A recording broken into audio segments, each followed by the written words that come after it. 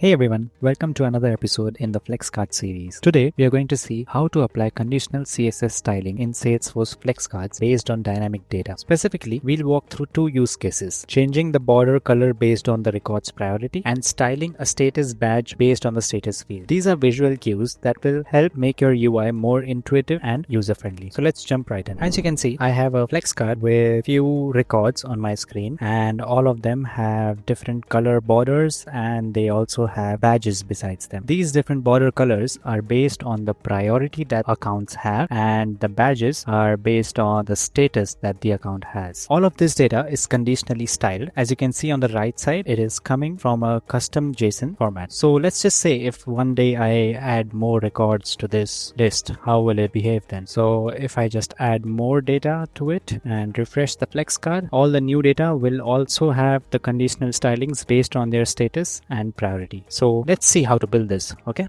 let's start with a clean slate and build a new flex card. This flex card would have a custom JSON as a data source. For now, let's just keep it simple and have 3 records with all different statuses. Let's save and fetch. Okay, the data is loaded, and to display the data, let's drag some text fields. Let me just add a text field of displaying data. Let's just make some space for another text field that would display our badge component, and for this we'll just add a merge field of status, and as you can see, the status is active because this contact currently has active. So now let's get started with the styling. Let's first deal with the badge component. Just go to the style of this component, and here we will add a custom class, but not just to the whole badge. We will first add a conditional style on the top right. We will just give it a name of status active.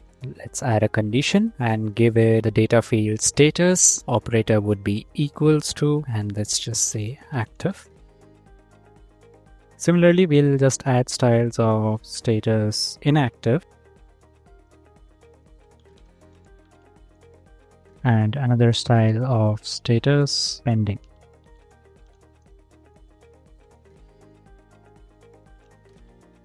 Now that we have all our statuses, we can do some styling in each one of them. So in status active, I would like it to be a badge component, and the theme should be success, which would make it green. So these are SLDS components. These are Salesforce's inbuilt style components, style CSS. Let's just add it to another ones as well. Is status inactive. So this would have theme error, which would give it red color, and in status pending, we will add theme warning, which would give it yellow color. So the record that we have currently has active, so let's toggle that one and see how it looks like. Perfect. To add the border, first we would need to wrap both of these text fields in a block container. So let's just add a block first and drag our text fields inside this block, and now let's give this block a border. So scroll down in the style and we can see border, so just give it top, right, bottom, left. You could just play with this and give whatever type of border you want. I'll just keep it as 2 pixels. Also for the border, we need to make some conditional styles again. So let's just make it as high priority, and here the data field would be priority equals high,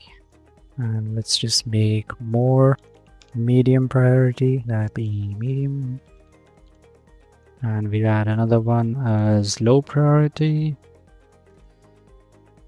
So let's just configure all of these. This is high priority, so border 2, and color would be red to make it stand out. Medium priority will have the border and the color would be yellow, and low priority will keep border and make it green. And let's see which one is toggled on. This one has priority high, so let's just display it as. Alright, so now if we preview this card, we should have our final product, and that's how you can use conditional CSS in Salesforce FlexCard to create smarter, more dynamic interfaces. With just a few conditional styles, we've made our flex card more interactive and more informative, just giving out more information on the first look. If you found this video helpful, don't forget to like and subscribe. Thanks for watching, and I'll see you in the next one.